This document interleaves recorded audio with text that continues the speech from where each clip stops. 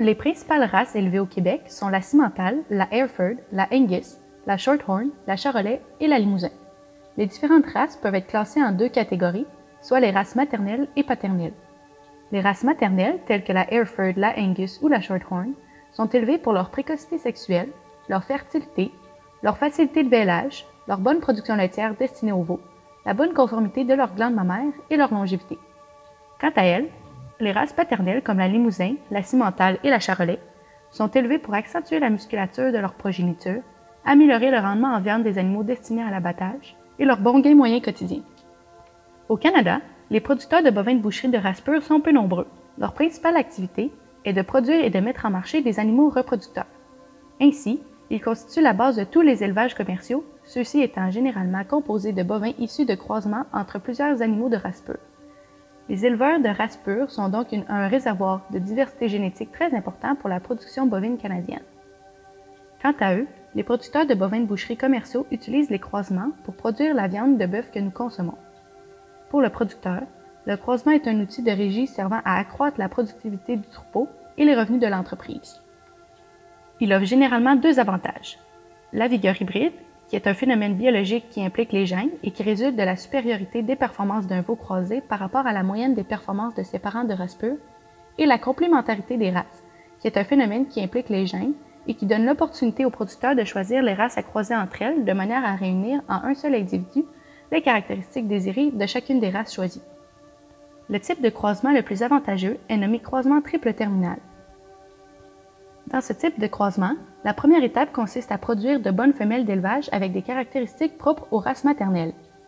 Ces femelles sont ensuite accouplées avec des taureaux ayant des caractéristiques propres aux races maternelles. L'animal issu de ce croisement portera alors le titre de F1. Les animaux dits F1 sont ensuite croisés avec un animal ayant les caractéristiques propres aux races paternelles. C'est finalement l'animal issu de ce croisement terminal qui sera envoyé à l'abattoir pour produire de la viande.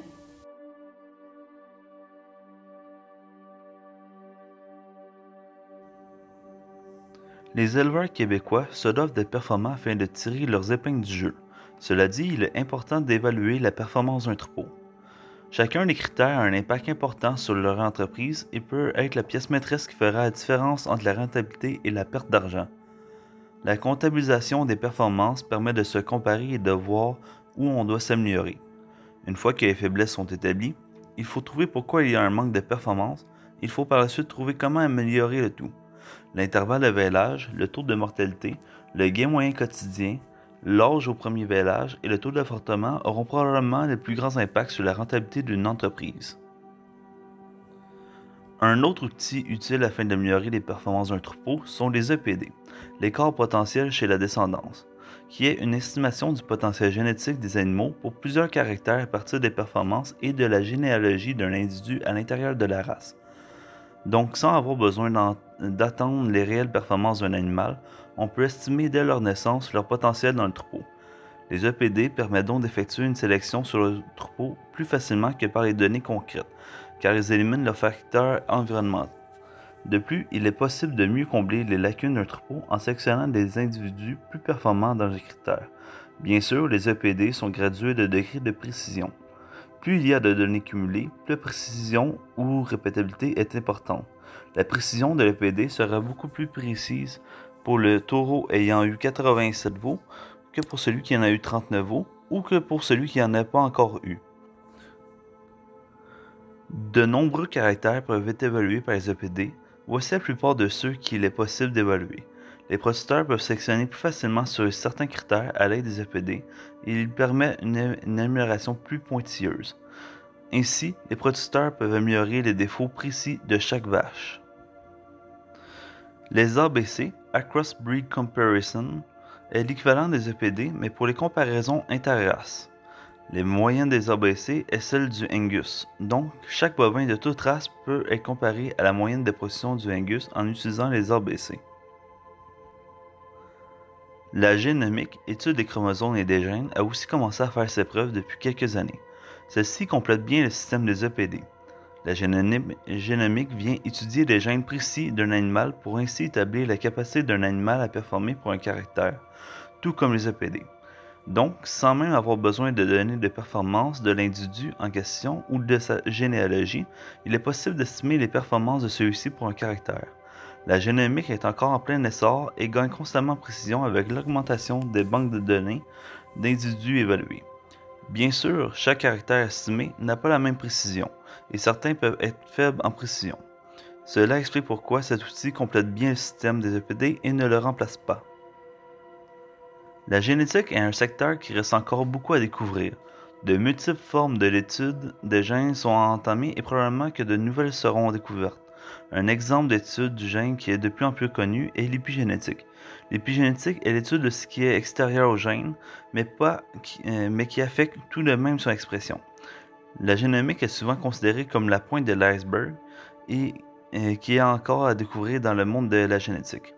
Voilà pourquoi on a mis en image un iceberg qu'on peut voir la génomique et la pointe, qu'on commence à découvrir, puis différentes sortes de recherches en génétique du monde de la génétique qu'on ne connaît pas encore bien.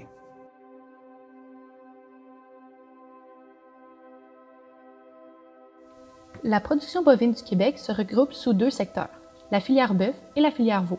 Sous la filière bœuf, on retrouve les veaux d'embauche, les bouvillons, les bovins de réforme et les veaux laitiers. Pour sa part, la filière veau lourd rassemble les productions de veaux de grains et de veaux de lait. La production bovine est la quatrième plus importante production animale au Québec après la production laitière, la production porcine et la production de volailles.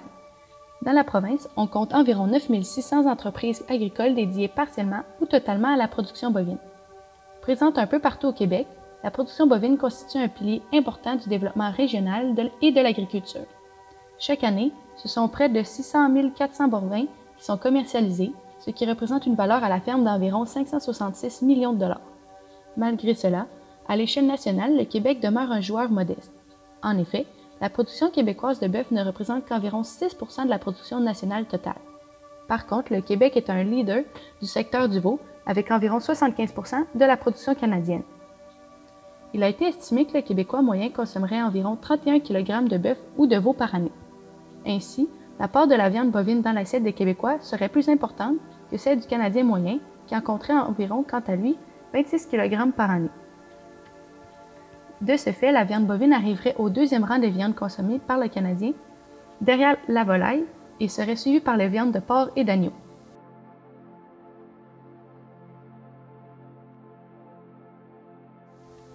Les producteurs ont à cœur d'offrir aux consommateurs une viande nutritive, saine et de première qualité. Par contre, l'industrie bovine est souvent pointée du doigt en raison de son impact environnemental. Bien que les producteurs soient conscients de cette réalité et qu'ils posent plusieurs actions concrètes afin de s'améliorer, il reste tout de même du travail à faire. Afin d'en apprendre davantage sur le sujet, nous vous recommandons de visionner les 2 capsules présentées plus loin dans notre kiosque. Dans ces 2 capsules, il est possible de constater que malgré le fait qu'on reproche à l'industrie bovine sa production de gaz à effet de serre ainsi que sa consommation importante d'eau, celle-ci permet d'utiliser des terres peu aptes à la culture et de séquestrer du carbone dans les sols utilisés pour les prairies et pâturages. De plus, les données des 30 dernières années démontrent de nettes améliorations quant à la conversion alimentaire des bovins canadiens et la production de gaz à effet de serre.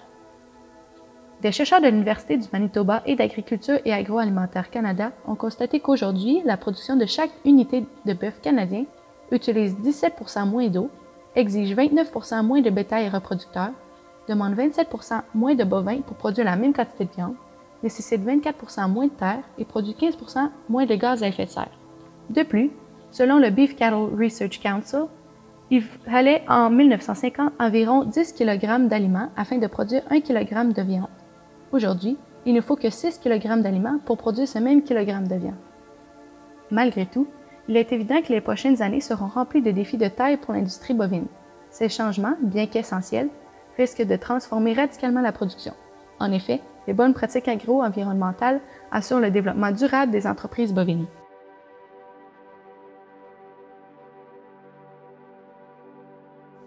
Les bovins appartiennent au groupe de mammifères appelé ruminants. Ce groupe comprend aussi d'autres animaux tels que le mouton, la chèvre et le cerf. La principale caractéristique des ruminants est qu'ils ont un système digestif spécial qui leur permet d'utiliser les fourrages, tels que le foin et l'herbe, comme principale source de nutriments. Cela est possible grâce à leur système digestif dans lequel on retrouve un grand réservoir stomacal d'une capacité allant jusqu'à 225 litres chez la vache. Ce réservoir s'appelle le rumen. Il est rempli d'un liquide et renferme une population microbienne très importante qui y réalise une grande partie de la digestion primaire des aliments. Les ruminants effectuent aussi ce qu'on appelle la rumination. En effet, les ruminants ingèrent de grandes quantités de fourrage sans trop les mastiquer. Par la suite, ils entament le processus de rumination. Ce processus consiste à régurgiter le bol alimentaire du rumen à l'œsophage, puis jusqu'à la bouche, et à le remastiquer longuement avant de l'avaler à nouveau. Ce processus permet de réduire la grosseur des particules de fourrage et d'augmenter ainsi leur surface exposée à la digestion microbienne. Les bovins de boucherie peuvent se nourrir d'une grande variété d'aliments. Ceux-ci sont classés selon leur présentation et leur valeur nutritive. La plupart des aliments courants peuvent être classés dans l'une des catégories suivantes. Premièrement, les fourrages et aliments fibreux, dans lesquels on retrouve foin, herbes, enveloppes de graines de céréales ou d'oléagineux. Deuxièmement, il y a les pâturages. Les pâturages constituent une source de fourrage économique puisque les frais de récolte mécanique sont diminués.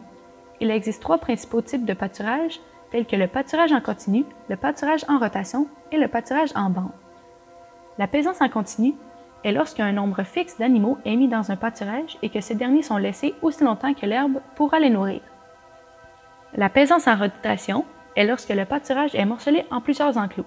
Il s'agit d'une bonne façon d'accorder les besoins du bétail aux disponibilités de fourrage. Les enclos sont pâturés l'un après l'autre. En effet, un nouvel enclos est ouvert quand le fourrage y est prêt à être pâturé. Finalement, la présence en bande est lorsque le pâturage est morcelé en plusieurs enclos à l'aide de clôtures amovibles. Il s'agit d'une bonne façon d'accorder les besoins du bétail aux disponibilités de fourrage. Les enclos sont pâturés l'un après l'autre. En effet, les animaux sont transférés d'enclos après un court laps de temps. Dans ce type de pâturage, une densité animale élevée sur une faible superficie maximise l'utilisation du pâturage. Ce système permet donc de diminuer le gaspillage ainsi que la surpaissance, aide à la gestion des mauvaises herbes et maximise la croissance du pâturage. Troisièmement, il y a les céréales telles que le maïs, l'orge, l'avoine ou le blé. Quatrièmement, les oléagineux tels que le soya ou le tourteau de canola. Et finalement, les sous-produits tels que les grains de distillerie, les résidus de conserverie, de maïs sucré, les résidus de boulangerie, les criblures, les résidus de mouture ou le marc de pomme. Une ration équilibrée fournit aux animaux des quantités suffisantes en tous les nutriments requis par le bétail. Cela leur permet d'atteindre le niveau de production recherché. Afin d'équilibrer une ration, les producteurs peuvent aussi faire appel à un agronome. Ce dernier aura besoin des renseignements suivants pour établir sa ration, soit la description complète du groupe de bovins à nourrir, par exemple le sexe, le poids, la taille, l'état de chair, le taux de gain visé, le stade de production, etc. Il aura aussi besoin de la description des pratiques de gestion, s'il y a un plan d'hormones ou d'additifs alimentaires. Et finalement, il aura besoin de la description précise des teneurs en nutriments des aliments disponibles. Des analyses en laboratoire seront donc nécessaires.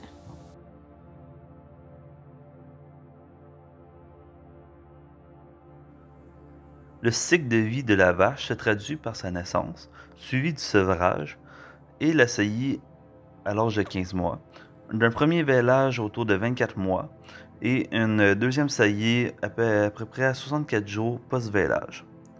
Le cycle de production de la vache va être poursuivi tout au long de sa vie. La gestation de la vache est d'environ 9 mois et nous visons une première mise bas à 24 mois, car cela maximise le nombre de veaux produits à vie d'une vache.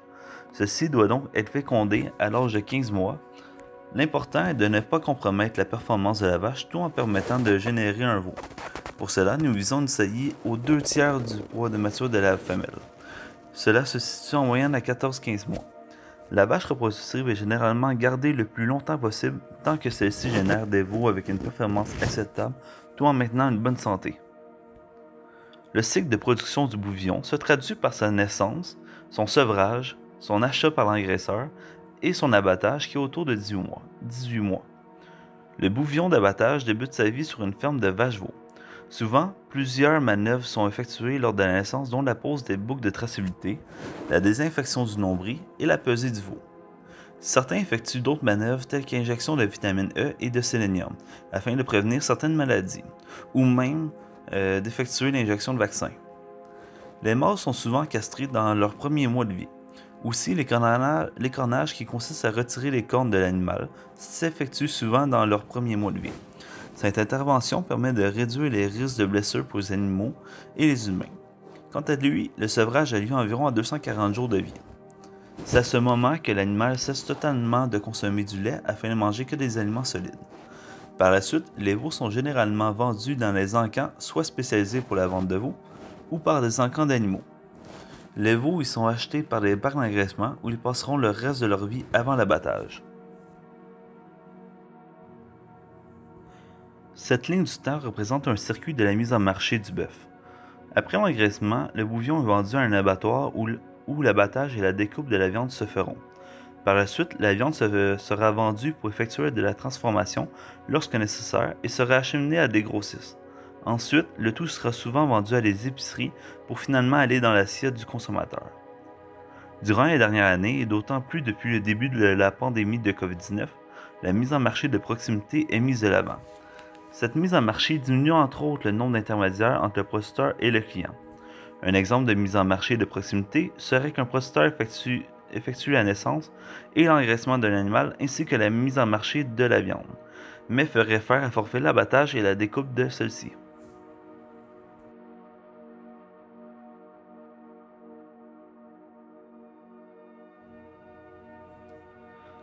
Le coût de production du bovin de boucherie sont pratiquement toujours plus élevés que les revenus pour la majorité des secteurs.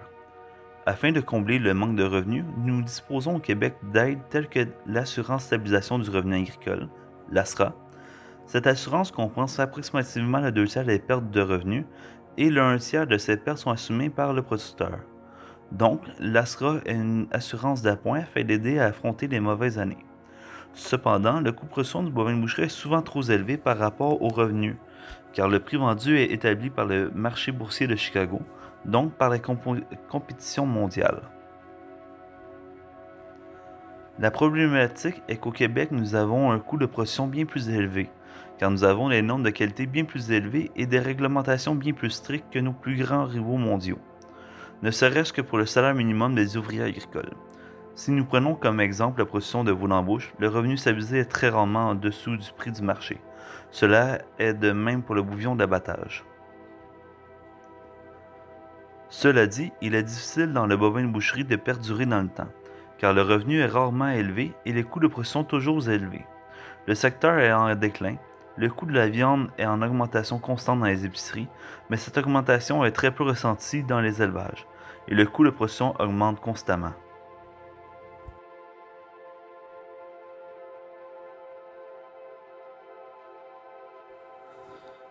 Les producteurs et productrices, des hommes et des femmes de passion, ont développé au fil des ans des conditions d'élevage modernes et des contrôles de qualité rigoureux qui favorisent la stabilité à la ferme et le bien-être animal et la santé des animaux.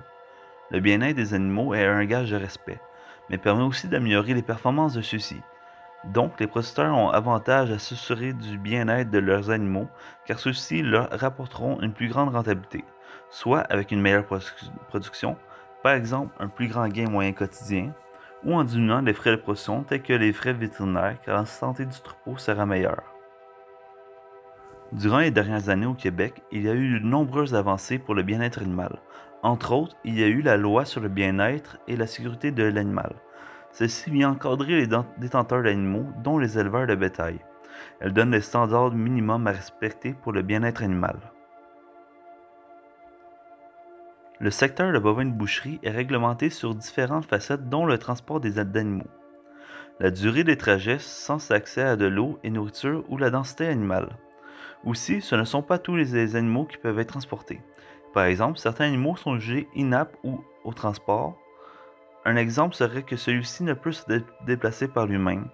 Des animaux fragilisés tels que ceux souffrant de boiterie sévère peuvent désormais n'être transportés que pour recevoir une intervention médicale.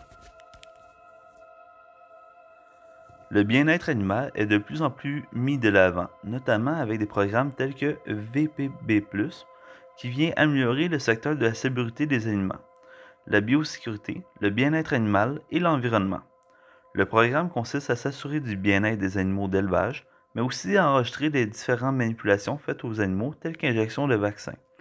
Cela dit, les producteurs certifiés ont suivi une formation et des audits afin de s'assurer que leurs élevages et leur régie répondent aux attentes du programme. Ce programme est seulement présent depuis quelques années, mais gagne en popularité. L'agriculture du Québec et du Canada est l'une des plus réglementées pour le bien-être animal, et il en est de même pour l'environnement et la stabilité des aliments. Cela augmente grandement la qualité de nos produits qui sont reconnus mondialement, mais nous désavantage pour la productivité à petit prix. Nos agricultures coûtent cher, mais elle est de qualité supérieure.